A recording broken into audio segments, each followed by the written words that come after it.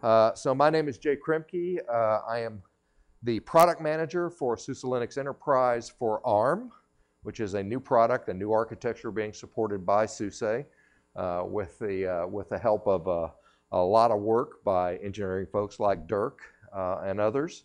So it's been an interesting kind of journey. I joined SUSE in March.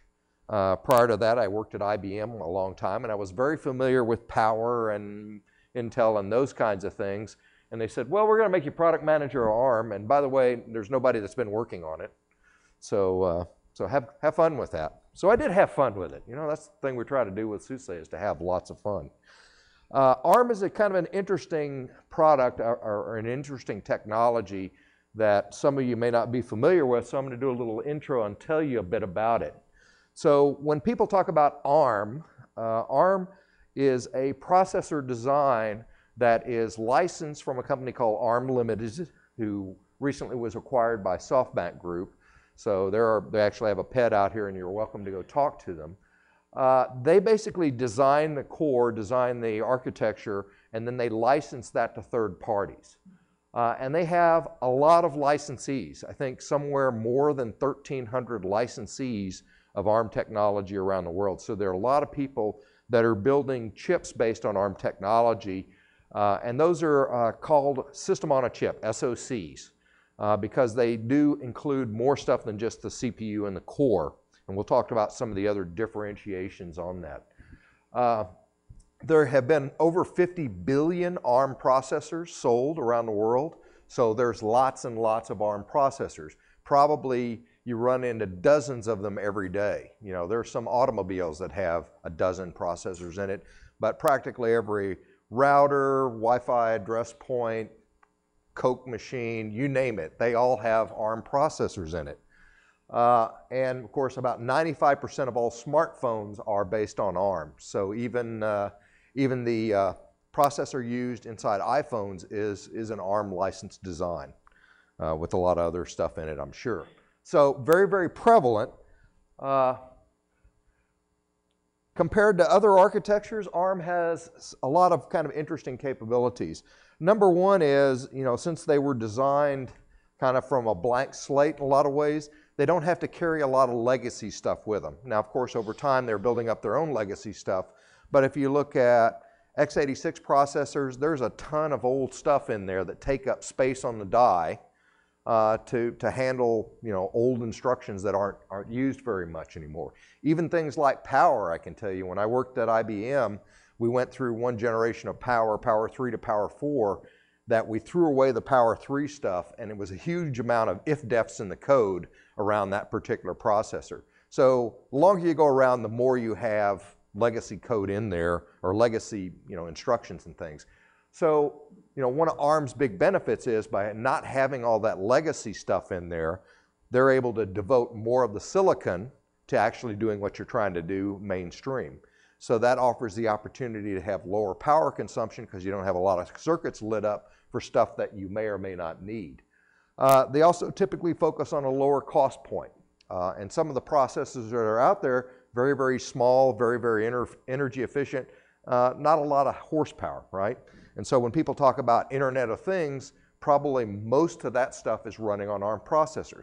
I'm not trying to run SUSE on Internet of Things, at least not all the way down there. Configurable design. One of the interesting things about the design is that the licensees have different categories. So some of the licensees basically just take the design from ARM Limited and then they kind of reproduce it. Others have a lot more leeway to do additional engineering. So, for example, one of the companies that we deal with, one of our partners, Cavium, is an SoC vendor, and when they came out with their ThunderX chips, they actually had 4 varieties of that chip, and they were intended for different workloads. So some had more PCI bandwidth, some had more memory bandwidth. You know, they can kind of tailor the chips to the specific workloads they're designed for. And, you know, you can add all sorts of stuff to it. So some of our partners do utilize FPGAs. In fact, one of our partners, Xilinx, actually, you almost can think of it as an FPGA with ARM as an add-on, and there are others that do that as well. There are also very wide capabilities in performance. Even on the 64-bit processors, there's everything from 2 cores on a socket to, theoretically, there was one vendor that was going to do 100 cores. Now, they fell out before they could do that, but we have 48 cores right now. So Cavium does 48 cores per socket, so you do 2 together, that's 96 cores. Now, we'll talk about the performance of those cores are not necessarily have the same thread strength as what you're used to in an x86 environment. But their goal is to have, number one, a lot of cores available. So there are a lot of interesting NUMA stuff that we have to do to support that.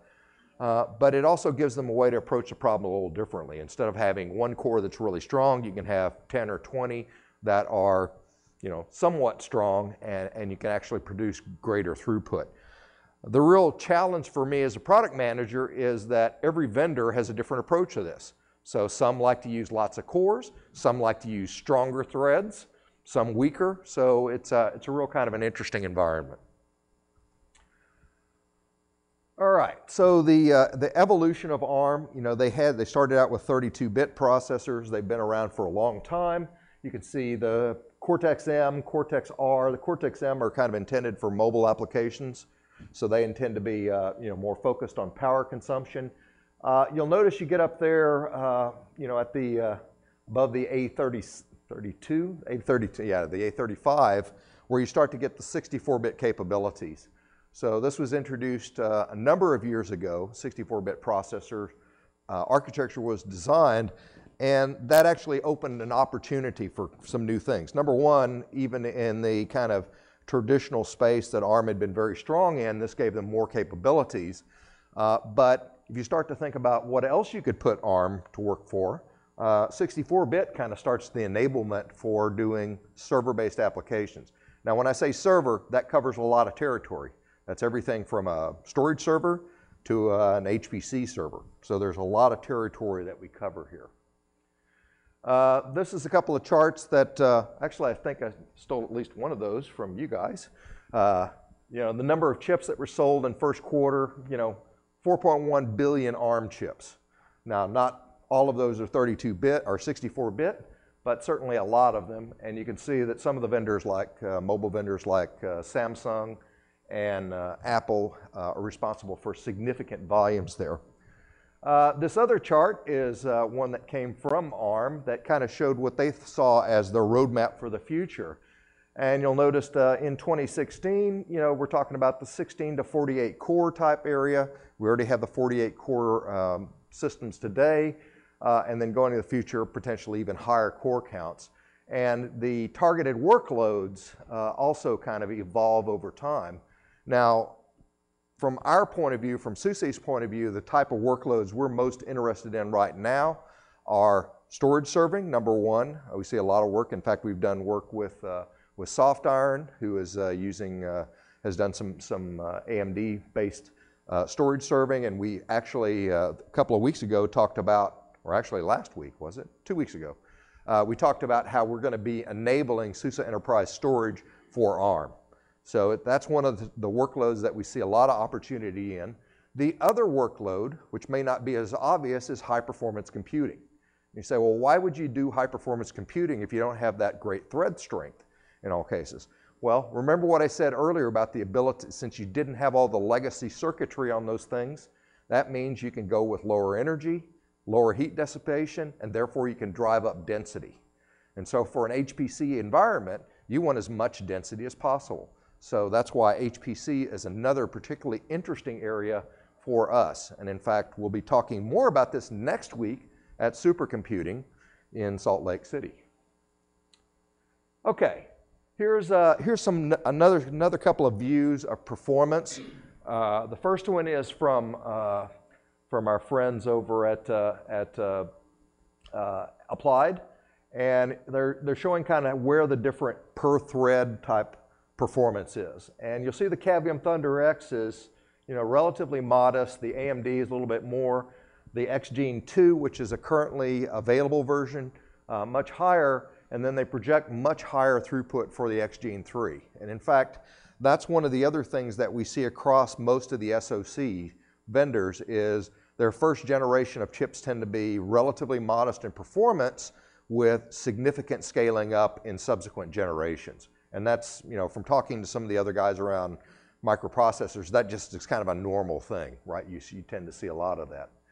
The second chart is from Cavium, and they did some comparisons between Intel Xeon and the Cavium processors. And you can see in some of the cases, the Cavium, which is listed up here as the green lines, can be significantly better for some workloads.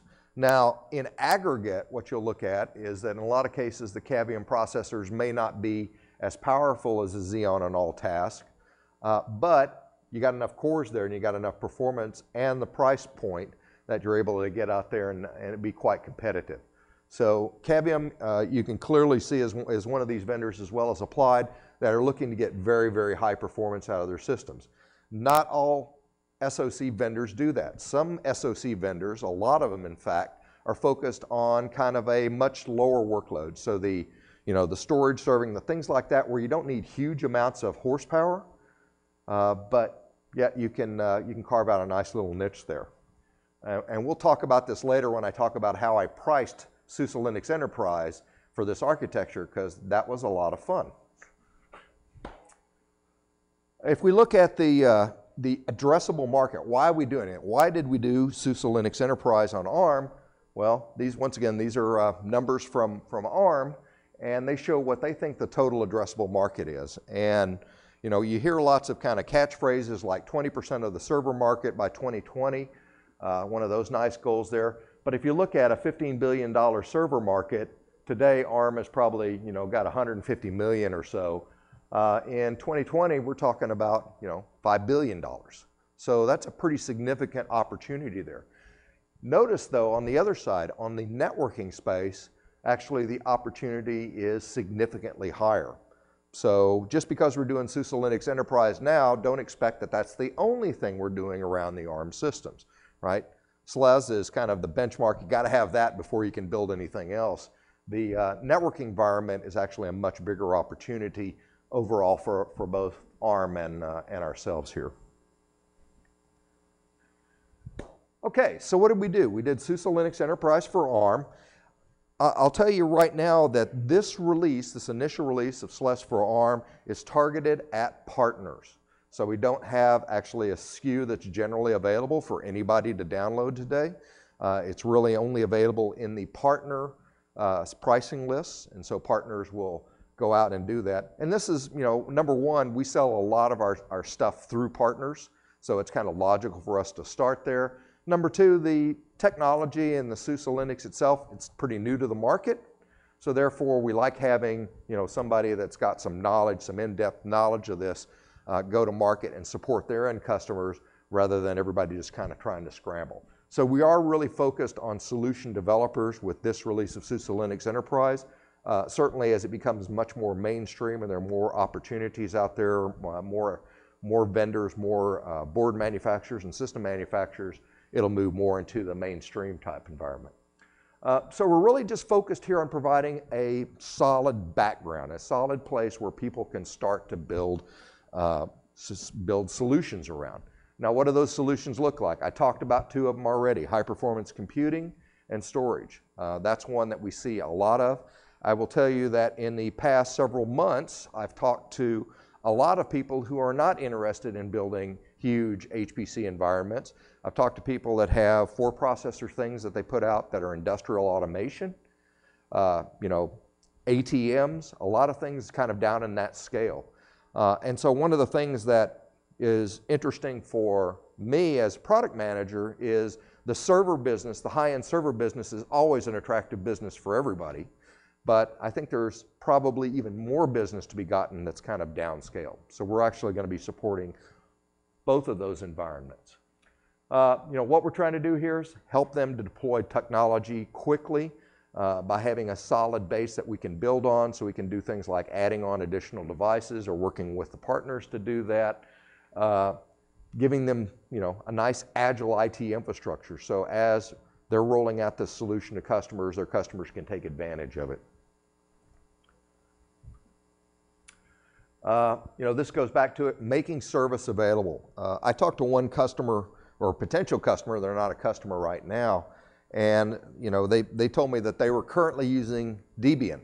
You know, they had their own little Debian, and they had a little solution built around an ARM-based system on that. And the guy said, you know, it's all working very well. The only problem is he has to have people in his shop that worry about things like CVEs, and he has to have, you know, Linux build expertise. He has to have guys in his shop do that stuff. He'd rather turn that over to somebody else, like us, so that he could put those people to work doing more value add instead of just kind of providing infrastructure.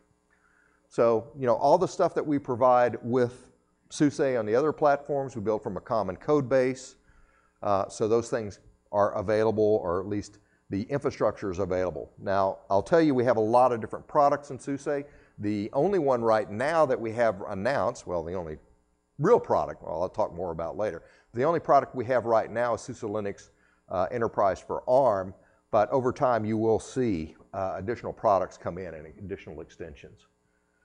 And you know, high performance computing, I mentioned earlier the NUMA support. When you get into these very large core count environments, you know, there's a lot of work that the engineering team has to do to make those workloads scale and not step on themselves. All right. Okay, so you got the picture. You know, we do have a new architecture, SUSE Linux Enterprise for ARM. You'll notice that it is focused only on 64-bit ARM. So we're only doing the ARM64, the AArch64, depending on how you look at it. We're not at this point interested in doing 32-bit ARM. Who knows where things may go in the future, but you know, right now that kind of fits our server model. It also supports the model of the embedded applications that have, let's say, a little bit more sophisticated requirements for performance and availability.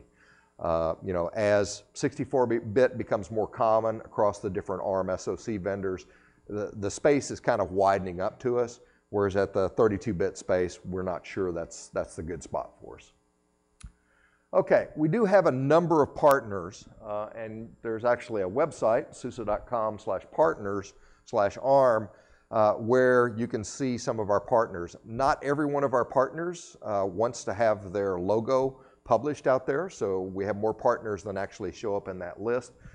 These are some of the big ones, and you'll notice that we have everything from SoC vendors like Xilinx, Cavium, NXP, Marvell, etc. We have board vendors like Gigabyte, firmware vendors like AM American Megatrends, and then you start to go higher up the stack, and we have, you know, traditional hardware partners like HPE and even SAP. So we got a pretty broad span of them. One of our challenges, I'll tell you, is that we seem to be picking up more partners all the time. And you know, we have people coming in at a very fast arrival rate. So this is kind of an interesting thing for us. You know, some of these partners like HPE and SAP, we've obviously had long-term relationship with. There are a lot of these SoC vendors and board vendors and system vendors that, you know, they didn't exist before ARM. They really only are there for ARM, that we're continuing to reach out to. Yeah. Why does SAP care to which CPUs?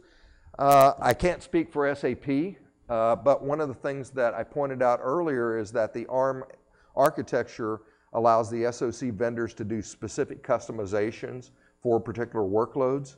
So if you think about something like, you know, SAP HANA that has extremely high memory use and bandwidth, you know, there's an opportunity there if you could do a tuned solution for that. And you know, SAP is always interested in pushing the limits a bit. But I don't know exactly what SAP is thinking. I can't tell what they're thinking from day to day. Certainly not about power, so about ARM even less. Yeah, right.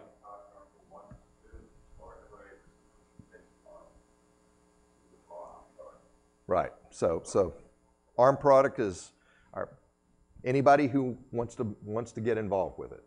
And I'll tell you that some of the vendors we see, you know, they get very excited for a while about it, and then their excitement goes down. The SoC vendors, you know, when they're getting silicon out the door, that's when they really start to get excited about partnering because they like to have that enabled. Okay, SP2 overview. There are more in-depth sessions around SP2 in this conference, so I'm not going to belabor all of that. One of the key things, though, is we did go with the 4.4 kernel. So we moved from 3.8 to 4.4, and a lot of that decision was made around ARM support. We also have done some things specifically around the compiler. So when we ship SUSE Linux Enterprise for ARM, the toolchain module is automatically selected because it includes GCC 6, and you really need GCC 6 in order to compile stuff here. The default GCC that we ship on the base is not really up to handling ARM. Okay, when? First customer shipment, now. It's available now, right? You can go to the download page now and now. Question? Does this mean 20 customers or still only to the partners? Well, it's available to the partners. I don't know if it's on the download side or not. I haven't looked today. Is it? Okay. Yeah. But we're not selling it, right? You know, that's the trial. No, yeah, I didn't define your justification Right. earlier why you go the partners and not overlap with the community. We will. Yeah, believe me, we'll get plenty of feedback. You know, this is kind of our coming out party. We've had the well, actually, the next slide I believe covers that. We've had a partner program, a formal partner program since last year. We've had a lot of work that we've done upstream in OpenSUSE, so it's not that, you know, we just started this year with it, right? Yeah. You know, the SoC vendors that we're supporting today, so the Opteron A1100, that's been out for quite a while. That is what, if you buy a soft iron box today, if you buy a soft iron 1000, which you can buy retail for less than $600, it's $599. You can buy one of those, and it actually has the AMD in it. Applied Micro has the XGene 1 and more importantly the XGene 2. They are also working as I mentioned earlier, they've stated publicly that the XGene 3 I think is going to be even more capable. Cavium has the ThunderX, and we've certainly worked very strongly with Cavium across a number of different vendors. Cavium has had the ThunderX out now for I don't know how many months. It's been a while. Half a year, yeah. So they've also already announced that they have a ThunderX 2 coming, and the ThunderX 2 will have a few more cores and a lot better performance per cores per thread. NXP Freescale, and I say NXP Freescale, and I guess now I need to say somebody else, Qualcomm, because they've kind of been gobbled up a couple of times. They have a number of chips. We just do the LS208XA, so there are a number of different different NXP, Freescale, etc. chips that we support there, and then the Xilinx UltraScale, we're supporting them as well. So it's not a huge number, but it's a growing number. In fact, we have many more that are interested, but their silicon wasn't quite ready in time for SP2. So, you know, this list is definitely not going to stay in this one spot. Okay, talk about some of the things. You know, it is the first release. We didn't spend a lot of time with Zen. For a lot of reasons, we didn't spend much time with Zen. We do have KVM support in there. However, it hasn't been kind of shaken out to the level we would like it to have, just because of testing schedules and such. So we do have KVM in there. It does work, but you know, we're working with partners for specific applications. Right now, a lot of the workloads that we're using are not kind of tied directly to virtualization, so that's not too much of an issue for us. We do not have the containers module, and that is despite the fact that we have it running in the demo.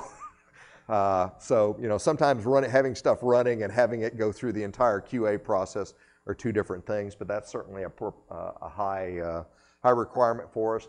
The advanced systems module is also not in there, so that's one of the other potential areas for future enhancement. Legacy module really doesn't make sense. It's a shame containers aren't up yet. You can go see Dirk demonstrate them. Yeah, they're there. It's there. Yes, question. Is there a way, so even though it's a magnitude lower for the platform, we have close to 20,000 Okay. So only 20,000. Yeah. So, you know, as you get kind of to the end of the release and you have to look at what can you realistically finish testing with to get out the door, you know, some things kind of get set off to the side for a little while. Question? It's familiar with the different models, but all the systems on a chip you support, the ARM processors, they support hardware-based visualization, right? Or you can get yeah. Okay. Good, I'm glad you have you guys to answer. Okay, let's talk about pricing, because this is what's weird. Okay, this is my area of fun is, well, how do you price this thing? So I mentioned some of these things before. We got 2 to 96 cores today, and you know, not theoretically 96. Today we have 48, but it'll go beyond that. Dozens of licensees currently that we're working with. Licensees have a lot of flexibility. We talked about some of the things they can add to it. And then you have to look at what are the workloads, you know, things that are high density, high core count, HPC workloads, so that's clearly an area, that's one end of the line. The other end are low density, medium core count workloads. So that's where you have, you know, relatively few devices out there, but they have a bit of heft to them and they're kind of focused on a particular target like storage, for example. And then you've got the low density, low core count.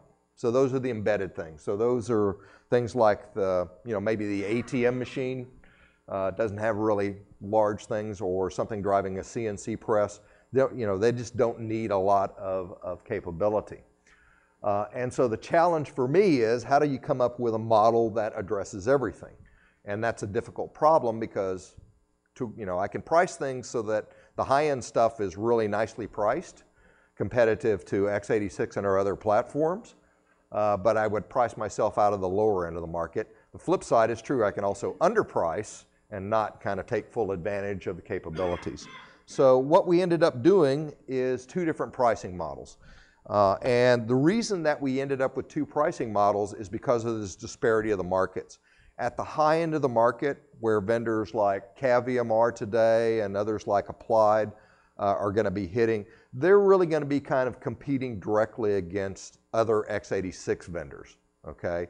And at that type of the market, there's a kind of an expectation that you do pricing based on sockets, okay? The 1 to 2 socket kind of pricing has been around for a long time. You can think it's great or you can think it's too simplistic, but it's there and it's a fact we have to deal with. And we were concerned that if we introduced a pricing model that was different with that, our partners and our customers would go, I don't understand it. So we did something perhaps even more confusing.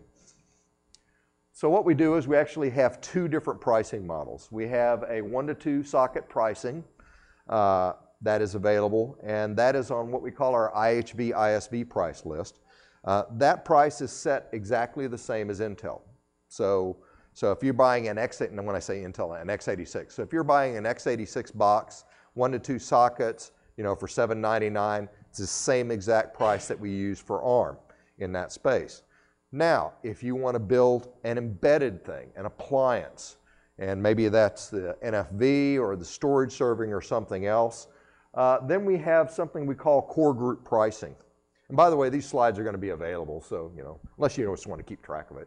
The core group pricing is based on counting cores. And counting cores is not necessarily the best thing in the world, but it's pretty common. We're pretty used to doing that. So the idea is you count the number of cores in this appliance box, you divide by 4, and then you multiply by price point. And that's going to be kind of an interesting price point. So the advantages of having both of these things is that my traditional ISVs that are used to selling against x86 or selling x86, they can use the same socket-based pricing they use today. However, the embedded space, which pricing tends to be much more fluid, they can use something that better fits the ARM capabilities. Okay, so let's get to the pricing. So here's an example. Let's say that we're on the high-end space that's kind of directly competing for x86 type workloads. The pricing is exactly the same that we would charge. It's 1 to 2 sockets, $1598 or $799, depending on whether you're doing physical or virtual. Notice, however, the appliance price list. The appliance price list is where we're doing it based on core groups, and that's fairly modest, $33 per 4-core group, okay? At that price point, when I have somebody that's doing stuff with a free Linux that they have to provide all 100% of the support, they go look at that and they go, $33. That's not very much to pay for an insurance and to pay for having all that SUSE engineering behind you, taking care of things like CVEs, et cetera. And this price just scales up. So as you add additional cores, get to 64 cores, the price just keeps scaling up. And you'll notice as we get up to the same level as the Thunder X, that our pricing basically starts to hit the same point as the x86 pricing.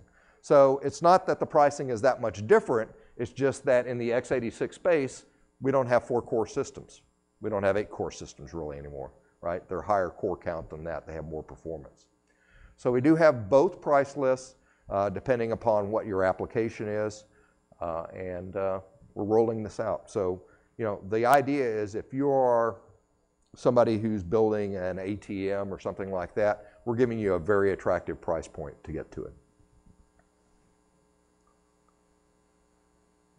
Oh yeah, we got one other little thing though. So, we enabled ARM, 64-bit ARM, and that project, as I mentioned, had been working for quite some time, going back to OpenSUSE, a number of years, but kind of the formal ARM64 program was going on. And someone, my manager actually, Matthias Eckermann, said, hey, I know a little box that has ARM processors on it, the Raspberry Pi. And so we kind of had a skunk works team that kind of did a lot of work on this kind of in their spare time to see if we could take our SLES for ARM and make it available for the Raspberry Pi. Now the Raspberry Pi has got some very interesting kind of quirks. So there were some interesting things we had to do, the engineering team had to do around booting in particular and getting device support. But the bottom line is we're there. Okay, so we now have SUSE Linux Enterprise Server for ARM and now for Raspberry Pi. This is only for the Raspberry Pi 3 Model B, so it requires all the other ones or lower ones or earlier ones have 32-bit processors. This is available for download for free with 1 year of subscription, and so that just went live today. So we have that out there. We actually have a few of them, I believe, on the show floor that are being used. And the ones that they gave away this morning actually have preloaded Raspberry Pi on it. Now, being a product manager, I was a little slow to the game. I got this finally running a couple of weeks ago. So I did find one thing that you will notice with the Raspberry Pi 3 in particular. It is sensitive to power. So if you don't have sufficient amperage, it doesn't work the way you would expect it to. Now, if you're using Raspbian, you'll see weird things like Wi-Fi doesn't work, okay? If you're doing SLES for power, and I had a power supply that was not doing enough, it stayed in a boot loop forever. And I kept thinking I had a bad image, so I'd just download the image again and try again. Turns out it was my power supply. So that's out there. It is not a commercially supported edition. So we're putting it out there for self-service. We have a forum set up in the SUSE forums for the Raspberry Pi where you can ask questions. We have already got a couple of posts out there. We have a quick start guide for the Pi, by the way, that I'll mention more in my session tomorrow, Have Fun with SLES, which I used instead of saying have fun with the Raspberry Pi because we publish the titles long before we make the announcements. Okay, question. Is the same kernel like the proper or the normal SLES distribution for ARM? It's the same kernel. Yeah, it's the same kernel. Yeah. We had to do some, if you want to know the full details, if you ask Dirk or Alex in the PED what we had to do, the booting was pretty strange. That was one area where we had some challenges. The Wi-Fi support was also very strange. So we had to do some things there that were a little uncomfortable, but we did get to the point where we can include this in there. And we did this because we want people to have experience with SUSE Linux Enterprise. I mean, you guys in here, by and large, probably all have experience with it, but there are a lot of people in the outside world that do not know about SLES, have never tried SLES. This is a way for us to go out there, try it out. My sales engineers are extremely interested in this. We already have one guy that's been building a Raspberry Pi cluster, and their goal is, they're going to be able to go visit a customer, pull out, a Raspberry Pi or 4 or 5 Raspberry Pis, and basically demo stuff that in the past would have been completely impractical.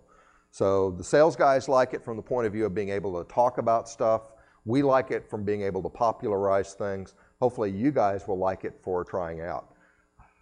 We do support, as you can see in the I/O, Wi-Fi, Bluetooth, HDMI, Ethernet, and GPIO. So there are some things that we have not picked up support for, at this point, or things that are a little bit less well supported upstream. But this is a very, very nice first stage, I think. Very nice first point. Okay, where are we going to go with SLES for ARM in the future? Well, I kind of already talked about a lot of these things. We're already in discussions or fixing what we're going to do, finishing what we're going to do for SP3. We're in additional talks with other SoC vendors, other system vendors that are interested in getting support, so we'll probably see that list expand. There's a lot of kind of interesting things that are going on both upstream and also in our own labs around ARM. So there's a lot of kind of interesting stuff there. And then if you look at some of the other products that SUSE sells, like SUSE Enterprise Storage, that's one that we've already talked about, that we're going to be making that available. We've demonstrated OpenStack running on ARM, so we've got a lot of opportunities here. Things like high availability extension, I don't have a business case for yet. I don't have enough people using it yet, but we'll get to those kind of points as it becomes more widespread and the market sits there. That is all my formal slides, so questions?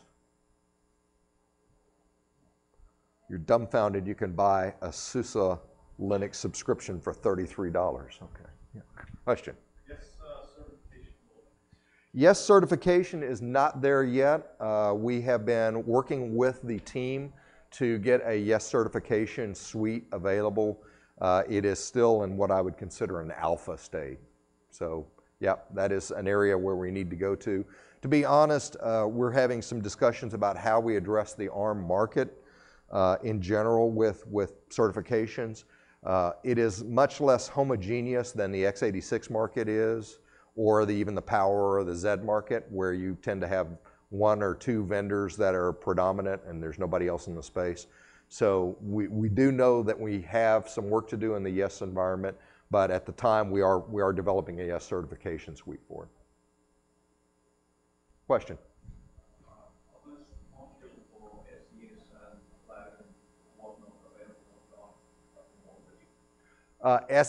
Is SES available yet? No, it is not yet available. We announced that we'll have availability later on this year. So that'll be picked up, with an update to SES. So that'll be a good one. OpenStack, same way. Like I said, we've been demoing it now for 6 months.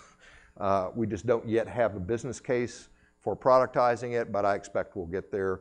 I have seen some HPC vendors that have talked about using OpenStack as their kind of control plane for HPC environments, as opposed to a lot of the, kind of one-off or proprietary things that have been done before. We'll see how that goes, but I fully expect that we'll probably have a business reason to do OpenStack, in the next year. Other things, like I said, high availability, I don't have workload yet. Hot patching, same thing. I don't really have the workloads there requiring it. But it is the introduction of a brand new platform, brand new architecture for SLES, but it's built on the same code base that we use for everything else. And, if you think about it, we now have SUSE Linux Enterprise can now go from A to Z, okay, ARM to Z. That's not my idea, but I like it.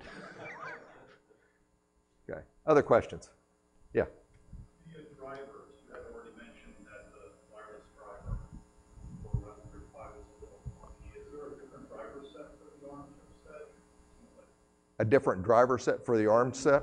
Traditional SLES, seems like the hardware drivers would be different for the Xeon-based server versus. Some of them are the same. Dirk, do you want to? Yeah. So there is very specific drivers for all ARM platforms that we are trying to support. So I mean, some of them share the same driver, but usually there's a lot of variety. Yeah. So you have added new drivers specific to ARM. Besides the 2 chips on it for Common, we did some that cost from like product 8, if you actually use support for that from 5G, so you can just What I'm getting at is we wanted to put SLES for ARM on an existing platform that wasn't specifically designed to support SLES. Are we going to run into driver issues related to, Bluetooth, wireless, all that stuff?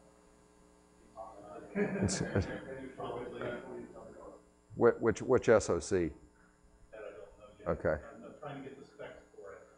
Right. I don't have the specs for it yet, but I suspect we might run into. So it sounds very much like you need to join the ARM Partner Program so we can have these discussions under NDA. Because a lot, I'm not making fun. I've seen this same thing where we have vendors that say, I know I'm going to be using ARM, but they haven't decided which SoC they're going to use. And so, the best way to do that is to be working with us so that if you pick one SoC over another, if it's not in our roadmap for, what we're doing in the future, or we're already not working with that company, that provides us with a way to have a discussion with that SoC vendor. And you're not opposed to adding more drivers? No, oh God, no. No, we opposed to making more money? No. No. Okay, other questions? Nope. All right, well, thank you very much.